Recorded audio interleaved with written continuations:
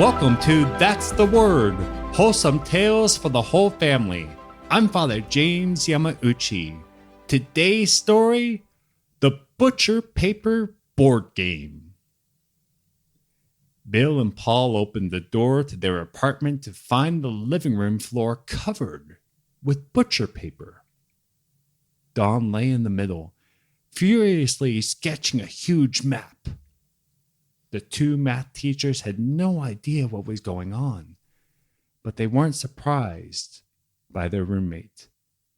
Don taught history, and he was committed to finding new ways to teach his students. His roommates had seen him dress as historical figures in the past, so playing with huge sheets of paper was hardly shocking behavior. However, the roommates were still curious and asked Don what he was doing. Don replied, "I'm making a board game for the next historical period I'm teaching." Don rapidly explained how the kids would play as people in the past going on a long journey across the map. They start with money to buy food and supplies for the trek. Cards and dice rolls would advance them across the map and throw hardships and calamities their way. The whole time he was talking, he sketched on the butcher paper. Bill studied the 4-foot-long map with interest. Dice and cards were great, but they were limited in how well they could simulate real-world events, limited in ways that other tools weren't. "That would be a perfect application for a computer program," he said. "A computer program?" Don asked, looking up from his work. "Yeah, a computer program," Bill continued. "The program could select random misfortunes the kids encounter. It could adjust conditions based on the time of year, and the kids could choose how fast they want to travel. A program could also factor in how much stuff they have and what animals they have to pull it," Paul added, starting to get excited. Bill and Paul began furiously tossing ideas back and forth about how a computer could present and play the game. The math teachers had both done some computer coding work in their studies. They had no doubt this game would be a great way to use those computer skills to teach these kids. Don, the history teacher, was intrigued, but skeptical. "Well, that sounds great," he said. "But I need it by next Friday." Bill and Paul glanced at each other. "Yeah," Bill said, "we can do that." Next Friday, Don unveiled the game to his class. He divided the kids into teams and gave each team paper maps so they could keep track of where they were in the game. It was an instant hit.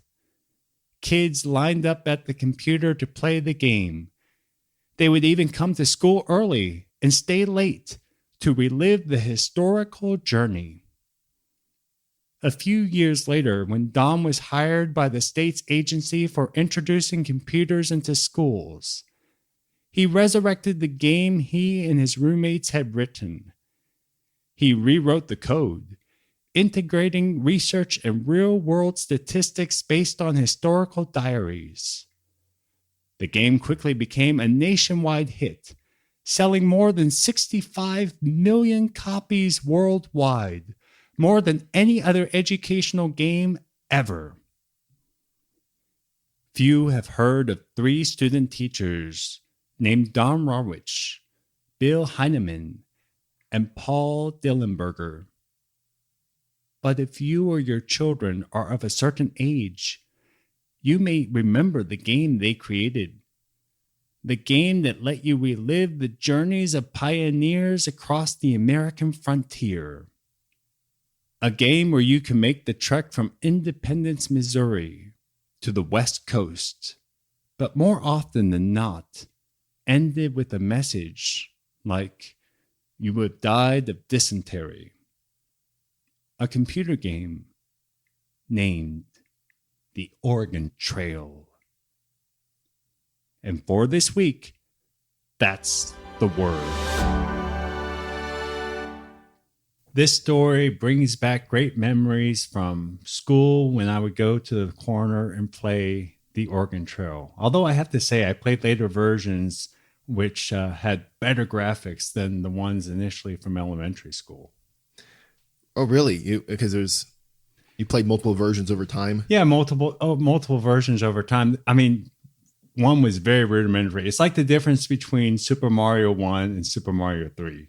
Think of it that kind of way. Although maybe not Super Mario 3, but it was just the layout was a lot nicer. It wasn't as rudimentary. Mm-hmm. Absolutely. I'm sure it was a lot better than the original version, because this original version we're talking about was just a text adventure where you have a printout of just text that say what's happening, and then you type in like 1, 2, or 3 to pick an option. Are you serious? Yeah, that's what this game was that they're talking about. That was such a big hit. Is just it's printing out this slowly printing, because it's also not printing out to a computer screen. It's printing out to a teletype, which is like a printer. Mm-hmm. So it's like punching in across the screen or across the paper. That's telling you, okay, what's happening and what is all going on. Wow. So a lot of things developed over time to where the Oregon Trail is at its peak, I guess, of success. Because the reason why I say that, I don't know, because I don't know many school children. Our niece is less than a year old, so I don't know what's going on in the schools nowadays. I don't think they played the Oregon Trail. Maybe I'm wrong, but whatever happened to the Oregon Trail? Yeah, because even my generation is past the Oregon Trail. Really? Yeah. The reason why I know the Oregon Trail is because y'all were around and y'all had played it. And so we had the games lying around still. I mean, I remember like Carmen Sandiego, and there was a whole variety. Where in the world is Carmen Sandiego? Where in the USA is Carmen Sandiego? Where in time is Carmen Sandiego? And that's like part of my childhood, was being able, and maybe I need to confess this to a computer science major. I'm a little upset that I accomplished Where in the World is Carmen Sandiego. I caught Carmen Sandiego, but for whatever reason, the program had to reboot and something. So the fact that I won is not listed on that program. So, but what happened to all these games? So that's actually another fascinating story. So this game, the Oregon Trail, was owned by a company called MEC, which was, or stood for Minnesota something. Wait, these guys are Minnesotans? Yes, these guys are Minnesotans from Minneapolis. Huh. So, or that's where they taught anyway, and that's where they developed the Oregon Trail. So Minnesota, trying to be forward with computers in the education space, created this agency called MEC, which was responsible for getting computer programs and getting stuff so that people can start using it in the classroom. And it eventually was spun off into a separate private company. And they sold it to some investors, and it made a bunch of popular games, most notably the Oregon Trail. Mm-hmm. Now, what happened, though, was in the 90s, this company came along. I don't remember its name, but it was some like venture capital or some sort of thing like that, where they were interested in the business side versus people like the people who founded MEC and the teachers, these three guys who were designing it to teach. These guys were interested in simply just the profits and the bottom line, to the detriment of the bottom line in the end. So they went and bought up all of these edutainment companies, like the Learning Company, Broderbund, the MEC, which owned the Oregon Trail, and they consolidated it all, turned it into rebranded into the Learning Company. So that's the current day Learning Company, and then sold it to Hasbro. In the meantime, though, while they were doing that, they bought all these companies and they fired the developers. So they bought the rights to these properties, but they didn't have anyone who could build them. They didn't have the talent who built these properties and made them amazing in the first place. So when they sold them to Hasbro, Hasbro was like, oh, great, we can make more Oregon Trails like with Barbie. That was seriously it. No way. Yes, they were going to make an Oregon Trail with Barbie. That was one of the things they were going to do. But then they realized, we don't have any developers to build it. We just have a bunch of names on boxes. And so that's why all these major properties like Carmen Sandiego and Oregon Trail just died, because they had this shell of a company. This company bought all the entertainment stuff and then crippled the company that they created. Isn't that fascinating? And you see that happening. And I know we had a discussion about this kind of off air, but basically how sometimes success can lead to the ability to forget what even brought you to success and forget the essential components that were there. So it's very fascinating and very sad, because like I said, that was part of my childhood. And I think I'm better for it, being able to play the Oregon Trail. Did you ever make it to the end of the Oregon Trail? Oh yeah. Made it to the Oregon Trail, made it through the Oregon Trail, got to the end. And, the biggest challenge for me was how to cross the river, and at the very end, you have to cross like a big river. And so it's like, what were the options? One is you can ford the river. Right. You could ford it. You could like float the river. I think that was one option. I think to float the river, at least the game I remember, like the wheels would kind of be, perpendicular and everything. So that's how you know.